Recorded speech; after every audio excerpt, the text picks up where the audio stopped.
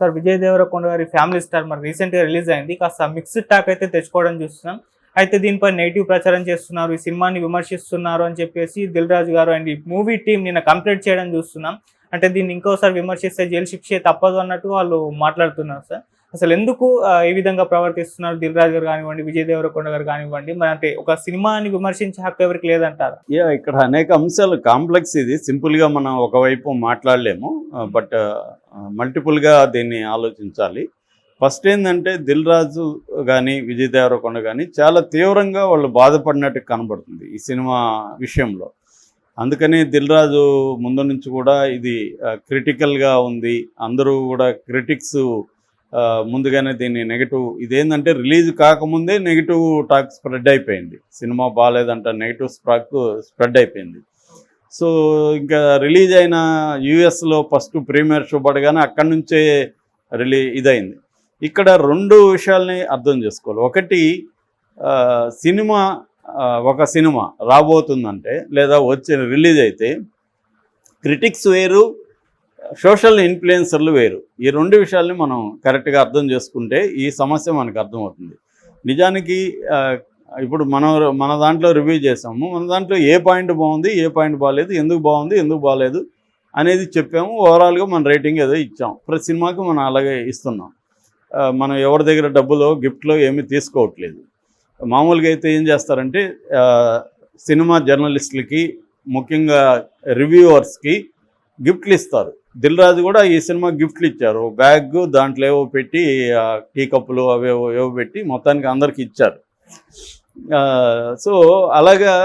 రెండోది ఏంటంటే ప్రతి చిన్న సినిమా కానీ పెద్ద సినిమా కానీ డిజిటల్ మార్కెటింగ్ ఒక బడ్జెట్ పెట్టుకుంటారు. ఆ బడ్జెట్ పెట్టుకున్నప్పుడు రివ్యూవర్స్ కూడా డబ్బులు కూడా ఇస్తారు. చాలా కొంత ఇంపార్టెంట్ రివ్యూ వాళ్ళకి, కొన్ని వెబ్సైట్ వాళ్ళకి డబ్బులు ప్యాకేజ్ లాగా వాళ్ళకి యాడ్స్, డబ్బులు అన్నీ కల్పిస్తారనమాట. ఇచ్చినప్పుడు వాళ్ళు ఏంటంటే 2-3 సార్లు ఈ సినిమా గురించి రాయడం, పాజిటివ్గా మ్యూజిక్ బాగుందని ఇంకోటి రాయడం, తర్వాత రివ్యూ వచ్చినాక కూడా కొంత బాగుందని పాజిటివ్గా రాయడం. మామూలుగా అదేదో చెప్తారు, 3 లక్షలు ఇస్తే 1 స్టార్ ఇవ్వాలనుకుంటే వాడు 2 ఇస్తాడు, లేదా 2.5 ఇస్తాడు, 5 ఇస్తే 3 ఇస్తాడు. అలాగా కూడా కొంతమంది ఉన్నారనేది చెప్తారు. ఏదేమైనా రివ్యూ వాళ్ళని కొద్దిగా మేనేజ్ చేయొచ్చు ప్రొడ్యూసర్లు. ఎందుకంటే వీళ్ళు రెగ్యులర్గా వెబ్సైట్లు లేకపోతే ఇవి నడపాలి కాబట్టి వీళ్ళకి ఒక్కొక్క సినిమాకి ఎంత బడ్జెట్ వస్తే ఆ వెబ్సైట్లు కొద్దిగా ఫ్రీగా పనిచేయగలుగుతాయి, డబ్బులు ఉంటాయి కాబట్టి. అందువల్ల ఈ ప్రోగా ఉంటుంది. ఆ మధ్య కూడా ఒక జర్నలిస్ట్ని ఎక్కడికి పోతున్నారు సార్ అంటే, ఫలానా సినిమాకు పోతున్నాను, పోయి అది బాగుందని రాయాలి కదా నేను అని పోతున్నాడు. అంటే అదేం అంటే పోయి బాగుందని రాయాలని ముందే ఫిక్స్ అయిపోయి వెళ్తున్నాడు, బాగున్నా బాగాలేకపోయినా. ఎందుకంటే వాళ్ళ వెబ్సైట్కి డబ్బులు ఇస్తారు కాబట్టి, అందులో ఈయనకేమన్నా ఇస్తారో లేదు తెలియదు కానీ మొత్తానికి వెబ్సైట్కి ఇస్తారు. సో ఇలాగా మేనేజ్ చేస్తారు మామూలుగా. అందువల్ల వీళ్ళకి అంత పెద్ద ఇబ్బంది లేదు. దీంట్లో అందరికి ఇవ్వలేరు కాబట్టి ఇవ్వలేని వాళ్ళు కొంత నెగిటివ్గా కూడా రాస్తారు. ఇది మామూలుగా ఉండేది. అయితే ఈ మధ్య ఏమైపోయిందంటే ఇన్ఫ్లుయెన్సర్లు పెరిగిపోయారు. సోషల్ మీడియా ఇండిపెండెంట్గా వాళ్ళు బ్రహ్మాండంగా కొంతమంది చూస్తే చాలా బాగా రివ్యూలు చెప్తారు. వాళ్ళ మంచి యాక్టింగ్ స్టైల్ ఉంటుంది, బ్రహ్మాండంగా చెప్తారు. దానికి వ్యూస్ చూస్తే ఈ ట్రెడిషనల్గా మన లాంటి వాళ్ళు చెప్పేవ కంటే వాటికి ఎక్కువ వ్యూస్ ఉంటాయి. సో పైగా వాళ్ళు చాలా అర్లీగా పెట్టేస్తారు వాళ్ళు రివ్యూస్. మరి ఎప్పుడు చూస్తారో తెలియదు కానీ చాలా అర్లీగా పెట్టేస్తారు రివ్యూస్. చాలామంది చూడకుండా కూడా పెట్టేవాళ్ళు ఉన్నారు. ఇంకోటి ఏంటంటే అమెరికా నుంచి సినిమా చూడగానే కొన్ని ఎక్స్లో కొంతమంది ఉన్నారు, వాళ్ళు పెడితే ఇన్ఫ్లుయెన్స్ చేస్తారు. ఈయన పెట్టాడంటే ఇది నిజమేరా అని నమ్మేవాళ్ళు బోల్డ్ మంది ఉంటారు. సో వాళ్ళు ఇమీడియట్గా పెట్టేస్తారు. ఫస్ట్ హాఫ్ రాగానే ఫస్ట్ హాఫ్లోనే పెట్టేస్తారు, ఇంటర్వ్యూలోనే ఫస్ట్ హాఫ్ ఎలా ఉంది పెట్టేస్తారు, మళ్ళీ సెకండ్ హాఫ్ ఎలా ఉంది మళ్ళీ పెడతారు. ఇంత ఇదైపోయేసరికి ఇప్పుడు ఏమైపోయిందంటే సినిమా ప్రొడ్యూసర్లకి ఒక పెద్ద హెడ్ఏక్ అయిపోయింది. అంటే వీళ్ళకి ఇప్పుడు కొంతమందికి నచ్చే విధంగా, మామూలు ఆడియన్స్కి నచ్చే విధంగా వీళ్ళు ఏదో చేస్తారు. కానీ ఈ సినిమాలు చూసే వాళ్ళు ఏంటంటే ఒక రకమైన క్రిటికల్ దృష్టితో చూస్తారు. నేను కూడా క్రిటికల్ దృష్టితో చూస్తా. అంటే స్క్రిప్ట్ ఇలా ఉందా, ఎంగేజ్ చేస్తుందా. మామూలుగా సినిమా చూసే పద్ధతి ఎలా ఉండాలంటే మాస్ ఆడియన్స్తో కలిసి సినిమా చూడాలి నిజంగా అయితే. అప్పుడు ఏమవుతుందంటే వాళ్ళ రియాక్షను ఎలా ఉంది అవన్నీ మనం జడ్జిమెంట్ చేసి ఇవ్వగలం. కానీ వీళ్ళు సపరేట్గా మనలాంటి వాళ్ళకి సినిమా వేస్తారు, ప్రివ్యూ వేస్తారు. మనం పోయి అందరూ కూడా మనలాంటి వాళ్ళే క్రిటికల్గా చూసేవాళ్ళే ఉంటారు. వీళ్ళు ఎవరు పెద్దగా నవ్వరు, స్పందించరు, గమ్మని చూస్తుంటారు, రాసుకుంటారు. ఒక్కోసారి కొంతమంది టార్చ్ పెట్టుకొని కూడా నోట్ చేసుకుంటారు పాయింట్స్.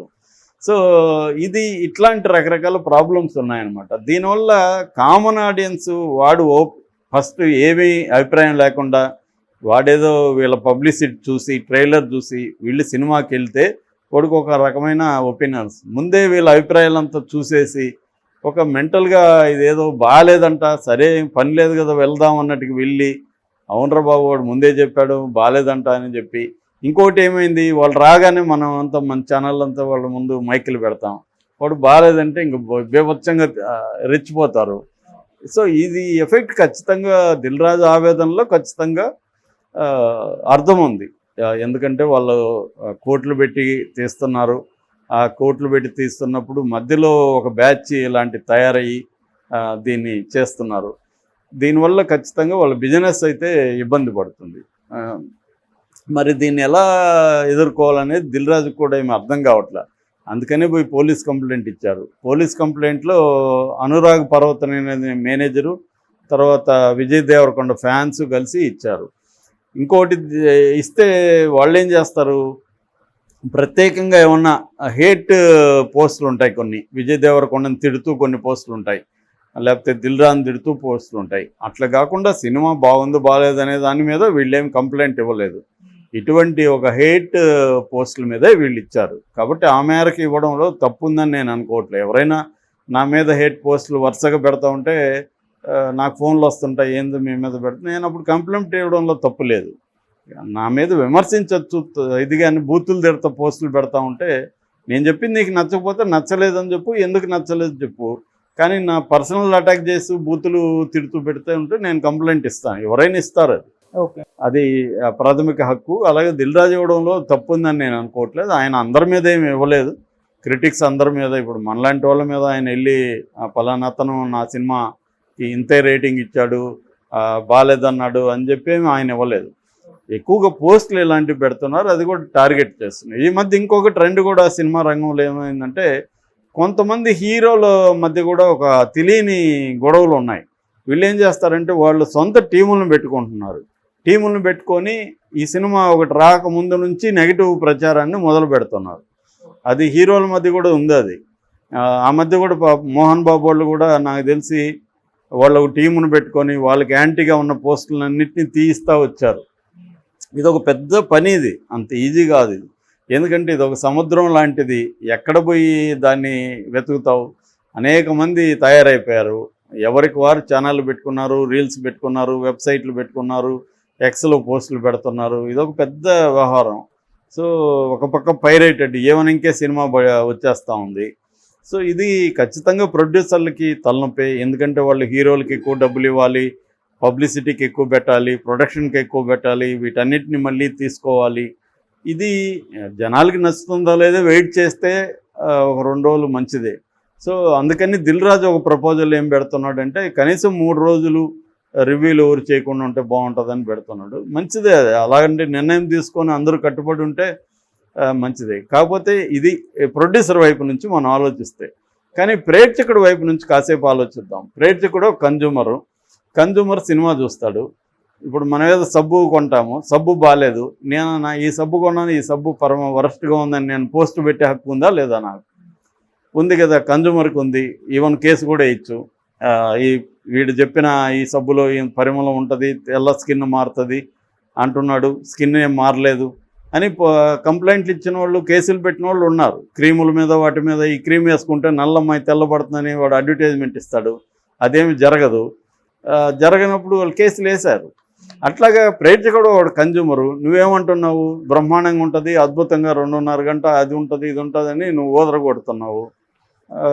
మేము నిన్ను నమ్మి వెళ్ళాము, వెళ్తే మాకు అది లేనప్పుడు నేను కేసు వేయలేను కాబట్టి నా పోస్ట్ పెట్టా, ఈ సినిమా చెత్తగా ఉందరా బాబు, నాలాగా మీరు బలవకండి, అసలు వాళ్ళు చెప్పింది ఏమీ లేదు దీంట్లో, నేను పెట్టచ్చా పెట్టకూడదా? పెట్టే హక్కు ఉందా లేదా? వ్యక్తులుగా తిట్టకూడదు. సినిమా బాగాలేదు, ఈ చెత్తకు ఈ మ్యూజిక్ ఇట్లా బాగాలేదు, ఈ యాక్టింగ్ ఇట్లా బాగాలేదు, నాకేమేం బాగాలేదనిపించిందో నేను పెట్టే హక్కు ఉందా లేదా, కన్జ్యూమర్కి పెట్టే హక్కు ఉంది.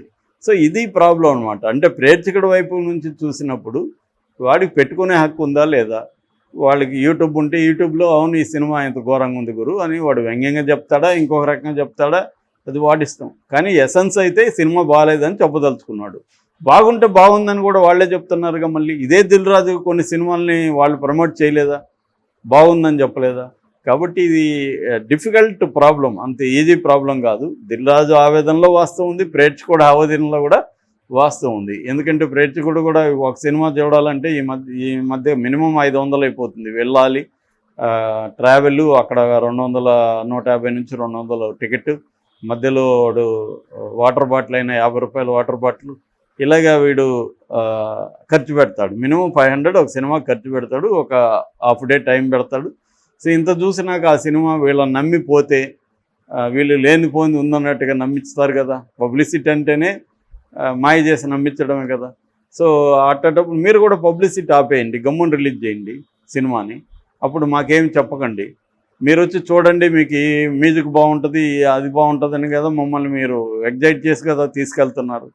సో ఆ ఫాల్స్ పబ్లిసిటీ ఆపండి. వీళ్ళు కూడా రేపు కోర్టులో వెళ్తే ప్రేక్షకుల సంఘము ఇంకొకరు కోర్టుకు వెళ్ళరా. కాబట్టి నేను అనుకోవడం ఇది లీగల్గా సాల్వ్ అయ్యే సమస్య కాదు, ఇది కంటిన్యూ అవుతూనే ఉంటుంది.